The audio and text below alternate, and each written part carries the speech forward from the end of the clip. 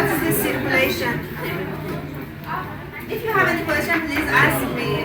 Otherwise, please pay attention. For the example, study also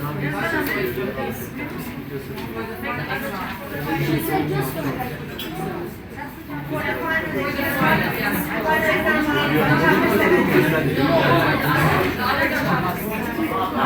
these chapters are given from right. You have this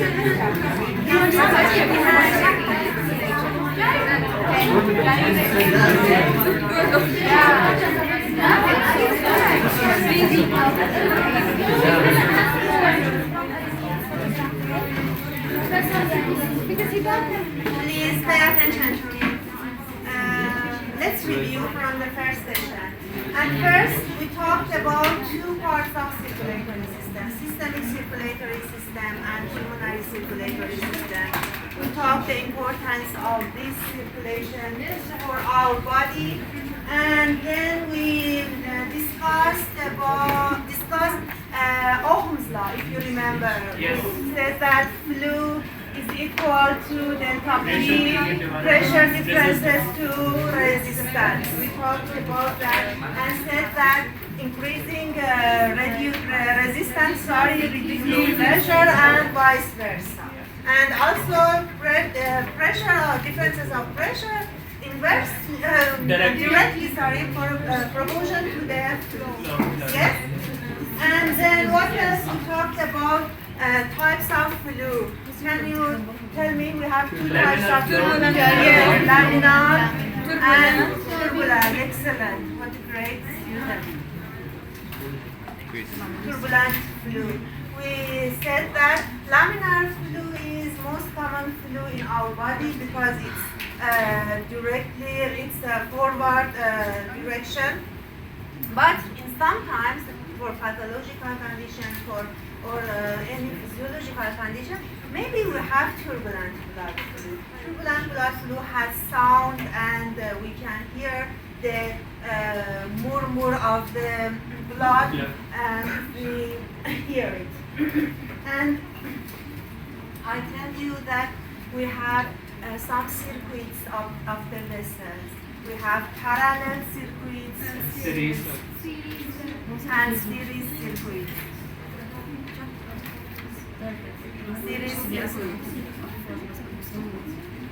And tell you that resistance is very dependent to these circuits. For example, in the parallel circuits, total resistance is 1 divided into each of the resistance.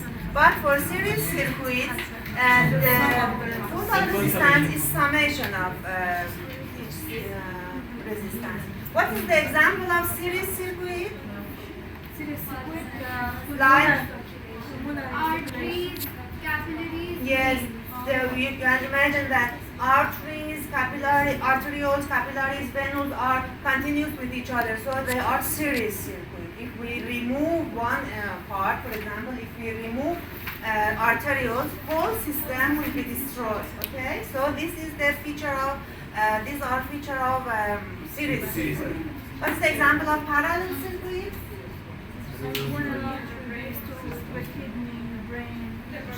Yes, yes.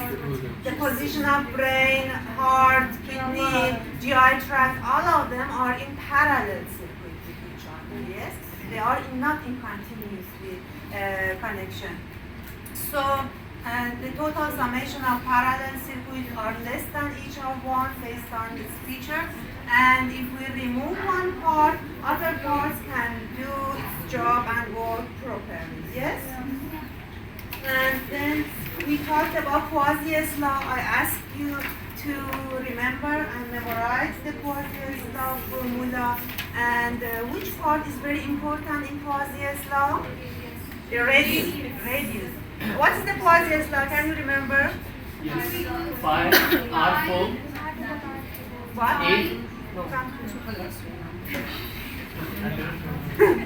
Phi, 5 R. delta P, radius raised to 4, Thank you. divided by 8, 8. beta L. Viscosity length. Yes. Viscosity, length, Radius, delta P. It is 4, not a square. It is Oh, yes, Yes. thank you. It's 4. R to the power of 4. And very important part is radius. We talked that arterioles has a large amount of smooth muscle. So by its contraction, they easily increase or reduce, and then consequently increase or decrease blood flow. Yes? And after that, I told you that viscosity is very important factor. Viscosity dependent on the most abundant cells, that is RBC. Anemia or polycythemia may be increase or decrease viscosity and affect blood flow or Q. And distensibility. Distensibility is in parallel with compliance. I told you that the distensibility of veins are more than arteries. If you remember, I told you that it's 8 times more distensible rather than arteries. It means that the veins has higher compliance rather than arteries. And if you remember, I show you a slide that shows the changes of the volume and pressure in the veins and arteries. It's not here. I told you that if we inject high amount of blood into the veins, the pressure will not change in the wide range, okay? But if we inject high amount of blood into the arteries, the pressure changes is very large, yes? And it shows that the veins are more distensible rather than arteries, more compliance, has more compliance rather than arteries. And pulse pressure, another term is pulse pressure, we talked about that. Can you tell me what's the pulse pressure? Difference between diastolic and systolic pressure. dP minus SP. Difference between Diastolic minus systolic pressure minus diastolic diastolic pressure. pressure. Systolic pressure minus diastolic pressure. Normally, pulse pressure is 40 millimeter of mercury. And if you remember, we talked about some disease, some aortic stenosis and arteriosclerosis, some disease that affect increase or decrease systolic and sometimes diastolic pressure. Okay, so some disease can affect pulse pressure. And pressure measurement. We found out that how we can measure pressure.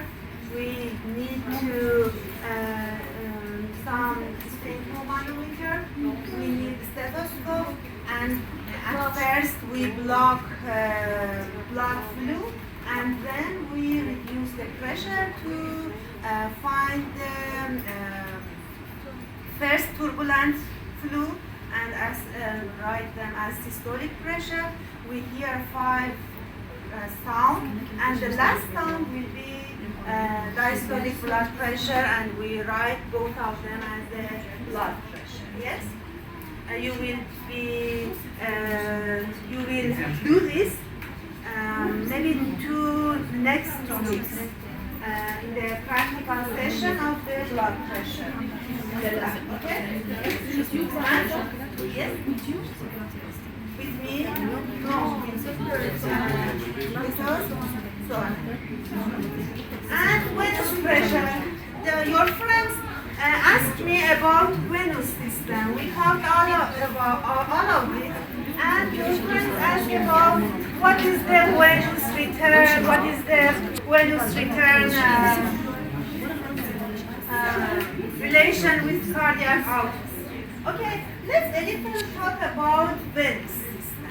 Okay, venous system, if you remember, is has high blood amount of blood and high amount of blood volume is in the venous system. If you remember, more than 60% of our blood is in the venous system. Venous system can carry blood from the tissues to the heart, and also it's a blood reservoir. Has two functions, two important functions. Both of them are important for us. And venous return is a term that I told you it's very important, because venous return can anticipate the cardiac output, okay? When increasing venous return, increase cardiac output, decrease venous return, decrease cardiac output. Yes, it's very important for us. So the cardiac output, or the function of heart, is very related to the venous return. Venous return is returning the blood in the venous, based on its term, is very important, because the pressure, if you remember, the pressure in the venous, we have fighting here.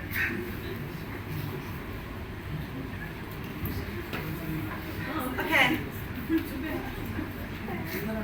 If you remember, the pressure are continuously dropped from the aorta until the venous. Aorta has highest pressure, arterioles, in the arterioles, because of the smooth muscles, I told you the pressure drops, and in the capillary pressure decrease, also in the venous pressure decrease, and in the venous we have lowest pressure, near to 0, 1 is 2 or 0 pressure. And this 0 pressure, during this 0 pressure, please have an imaginary, this 0 pressure should bring up blood against gravity in our veins and guide it until near to the right atrium. Yes, against to the gravity. It's very important to us to guide and send blood from all of our leg or abdomen to the right atrium part, and drops it into the right atrium. So it's meaning the venous return. So how the veins helps for the venous return? I told you we have 3 pumps. The first pump is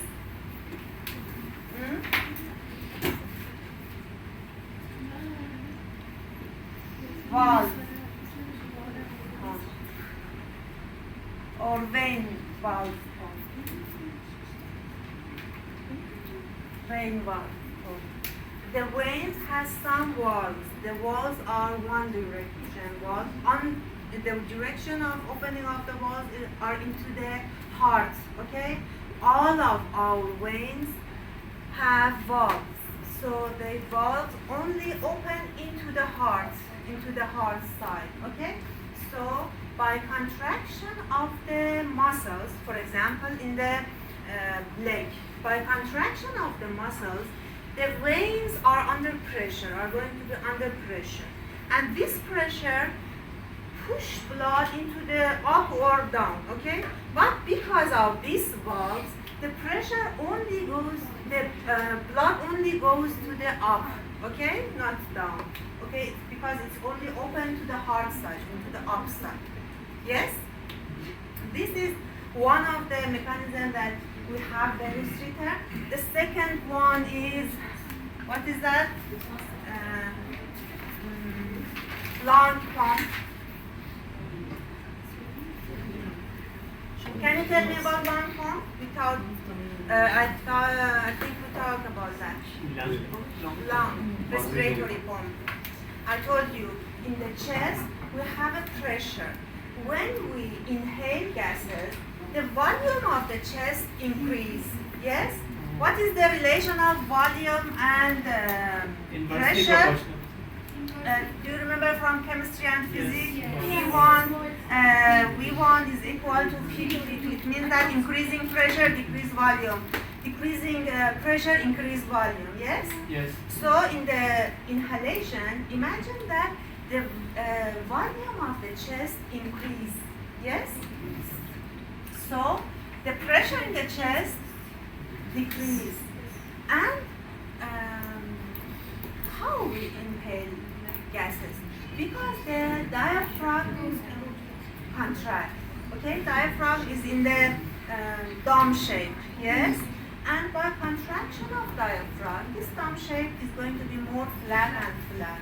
And by this flattening of the diaphragm, the chest cavity enlarge, the volume of the chest cavity enlarge, yes? So in the chest, volume increase, pressure decrease, and in the abdomen, diaphragm push the abdomen, okay, by flattening, diaphragm push the abdomen. And in the abdomen, volume decrease, pressure increase. Blood, imagine that blood in the abdomen push from the higher pressure to the lower pressure, push from the abdomen into the chest, yes? Correct? Yes. And this is another mechanism named lung pump or respiratory pump. And the third one is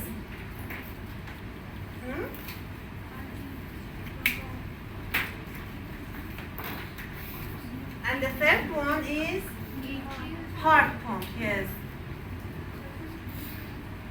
Heart pump. Do you remember about heart pump? Tell me. From the ventricle to the aorta and from the left ventricle to the aorta and right ventricle to the pulmonary artery. Yes, I told you that like lung pump, the heart pump is another suction method. With that suck some blood. How during diastole the blood are emptying from atrium into the ventricle. Okay, most of the blood, 2/3 of the blood, suddenly empty into the ventricle. So this suddenly emptying of the high amount of the blood from atrium into the ventricle reduce the pressure of atrium, and reducing this pressure sucks some blood from the chest cavity into the heart part. Okay, this is named another pump named heart pump. Okay, so we have 3 pumps, and please collectively imagine that based on the story, the blood in the legs pushed by a valve pump and contraction of the muscles, and then in the abdomen go to the upper part by the lung pump, and then venous return finally happen by the heart pump. Okay, these 3 pumps helps us for venous return. Yes. Okay, so and then let's continue from the first of the session, because your friends asked me about continuing of the vein system.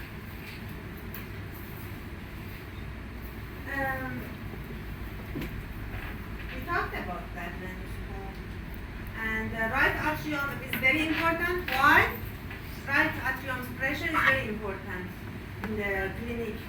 Why? When the pressure decreases, so a lot of blood and Yes, yes, because it's very important for venous return. I told you venous return is important for cardiac output and heart function. So because of that, the venous pressure or right atrium is very important. And right atrium regulated by balance between the ability of heart to pump blood to the lung and the tendency of blood to flow from the peripheral veins into the right atrium. It's obvious. Central venous pressure is the pressure near to the right atrium. Another term of the central venous pressure is the pressure of right atrium. Right atrium's pressure, I told you why it's important, and we basically said that the right atrium, the pressure is near to 0 and can be increased during any kind of disease. Some factors can increase central venous pressure or CVP, like increased blood volume, increased venous tonus, or increase the contraction of veins, dilation of arterioles, decrease right ventricular function, skeletal and respiratory pump. If you think about each of them, it's obvious to you, okay? Let's continue. Increase in venous return is influenced by increased blood volume, increased large vessels tone, increased peripheral venous pressure, dilation of arterioles. All of them can increase venous return and increase cardiac output. And about gravity, this part is not so important. Maybe you confused that it's very important, but no. The same thing, that why gravity is important, because we are upstanding human vertebrate. So because the heart should pump from the leg, should by the veins, by these three mechanisms, we should mention the gravity. And the gravity in the legs, because of gravity, the pressure of veins in the leg is high, and the pressure of veins in our skull, for example, is the lowest, yes? But in the skull, the veins, because of the lowest pressure, the pressure is minus in the skull, because it's upper rather than heart. But the pressure in the skull is not zero. It's not the veins in the skull are not collapsed. Why? Because in the skull we have a space, and the skull, like our chest, has a space and can open the veins even its pressure is minus, less than zero. Venous valves, we talked about that. This is the same treat one, the venous valves, okay?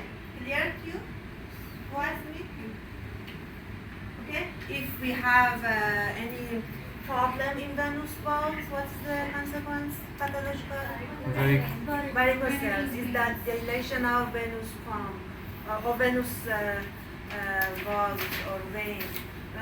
In everywhere we can see varicoceles. So in the leg you can see this shape. And veins considered as blood reservoir. Similarly, spleen, liver, venous plexus under skin are another our blood reservoir. And I told you why we have blood reservoir. For some conditions such as bleeding or injection of extra volume of blood, such physiological serum infusion, yes? Because of that, we need some reservoir. Otherwise, our pressure will be increased or decreased suddenly, yes? Yes. We need blood reservoir in our body. And spleen is another blood reservoir that is, the structure is not important for me to understand. So you should study this in the histology, yes. And one important thing that is very, until now, you understand the basic of circulatory system, okay? And I can try to relate it into the clinical condition. In the clinical condition, we should relate venous return into the cardiac output. Please see this figure. Let me show you by my laptop. Please see this figure. We have right atrium's pressure. Right atrium's pressure. You cannot see my mouse. No. No. What? You can see in the x-axis right atrium pressure. Yes. I told you that it's important for venous return and cardiac output. And in the axis, y-axis, you can see cardiac output or venous return. Let's see this purple or blue line, the cardiac function here or cardiac output. Okay? What happens if we increase the right atrium pressure? What happened to cardiac output if we increase right atrium pressure? Increase. Increase. If we increase right atrium pressure, the cardiac output, because they want to bring out based on Frank-Starling law, if you remember, yes? Based on Frank-Starling law, they push harder the stroke volume increase, so the cardiac output must be increased. So this is the relation of right atrium pressure increasing by the cardiac output. But we have a threshold until here, okay? Until here, the right atrium's pressure is going to be 4 millimeter of mercury.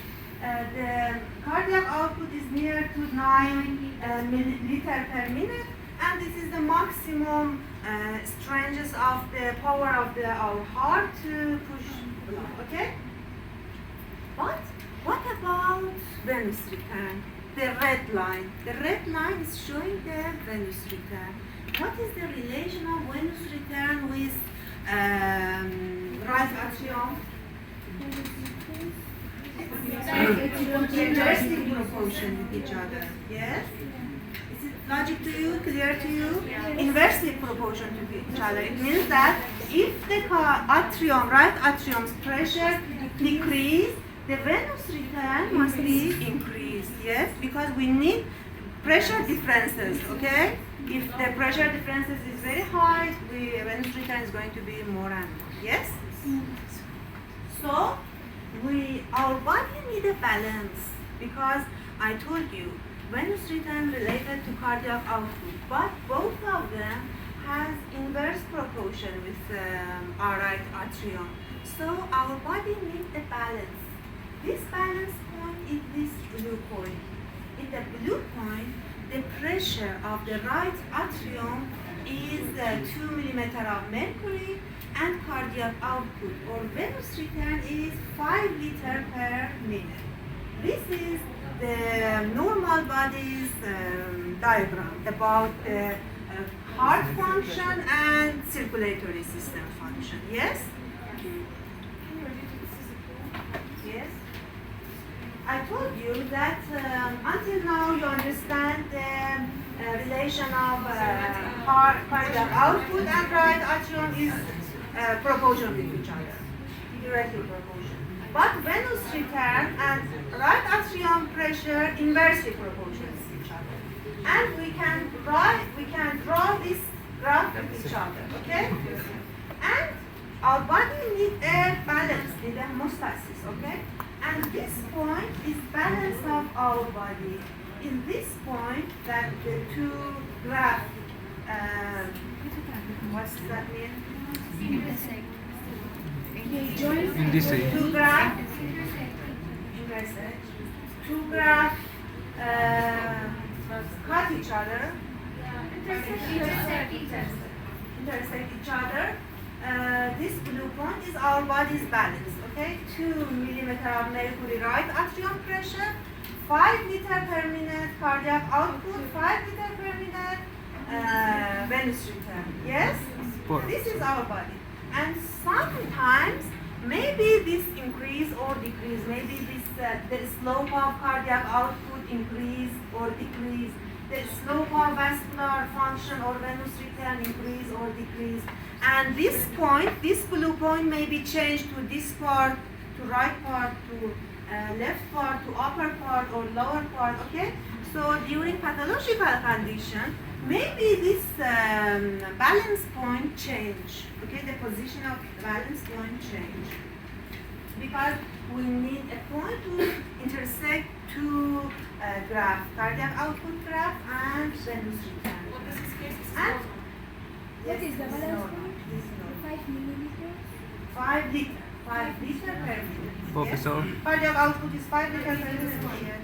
It's equal to venous return. The preload and the venous return are inversely proportional to each other? Venous and Preload.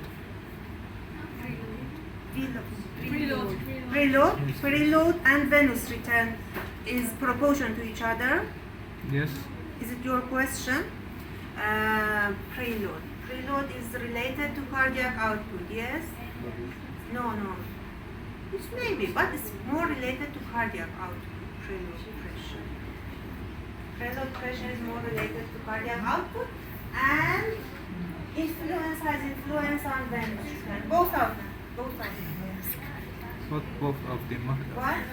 What both of them? So they proportional to each other? It means that if preload increase, Yes. the pressure of atrium increase. So venous return decrease based on this figure. And if preload increase, and based on this figure, the cardiac output increase. Yes, I told you the right atrium's pressure is proportion to cardiac output, inversely proportional to venous return. Okay? So if any situation that changes the right atrium, increase cardiac output, reduce venous return. Yes? So, my friends, please pay attention to me. And we have one point, mean systemic pressure. Mean systemic pressure tell us when the venous return is 0. When the venous return is going to be 0.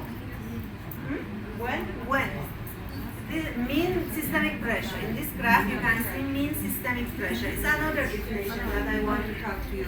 Okay? It's when the venous return graph cut the x graph. It means that when venous return graph is 0.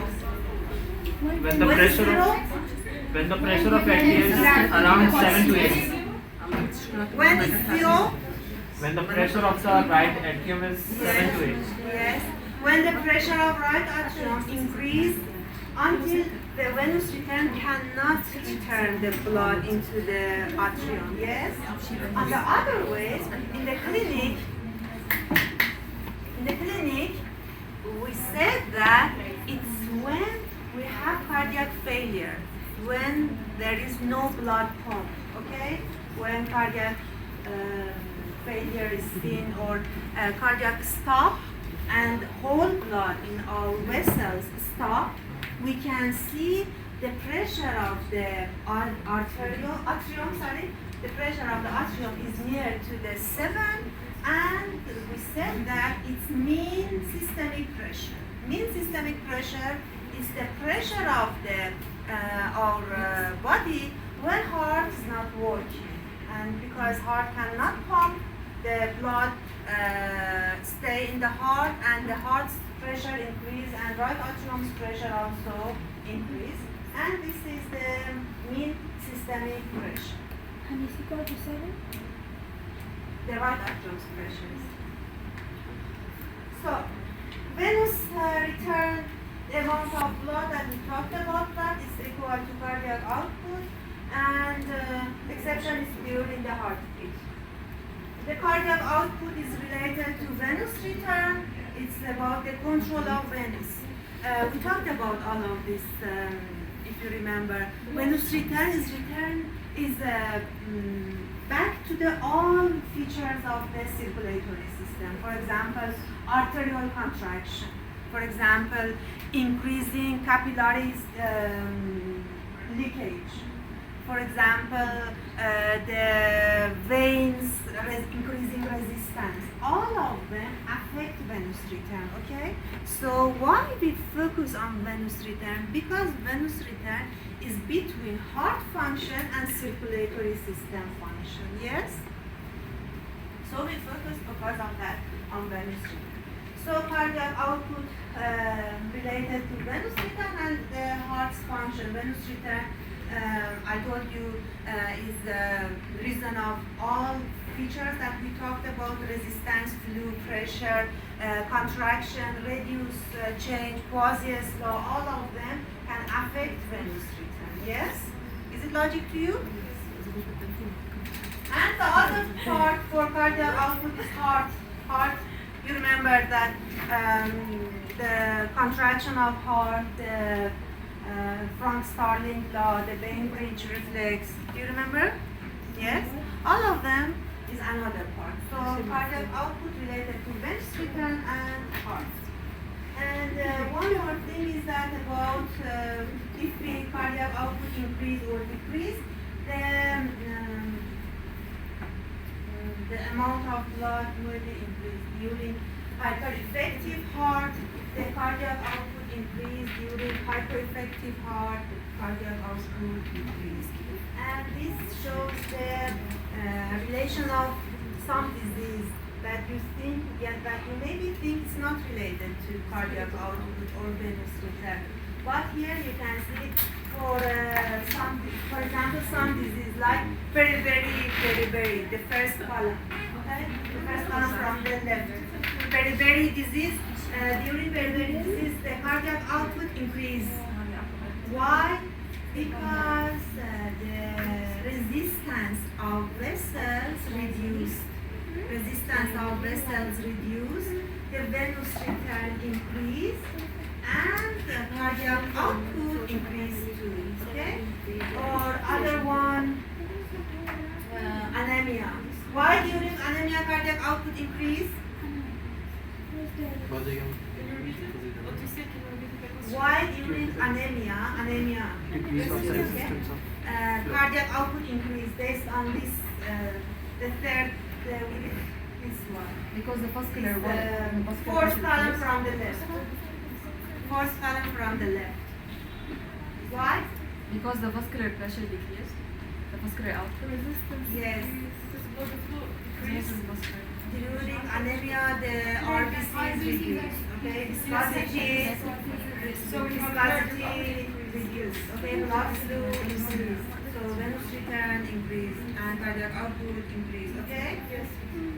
But by this one, cardiac shock or heart failure reduce cardiac output, as you know, it's obvious. During pregnancy, cardiac output increase. This is a relation of the all pathological disease with cardiac output and venous. So, if you have any question, please ask me. We need break. 5 minutes. Please believe until now we have review only. I have a question. There is a part where they are talking about venous return Oh, yeah. and the heart. Venous return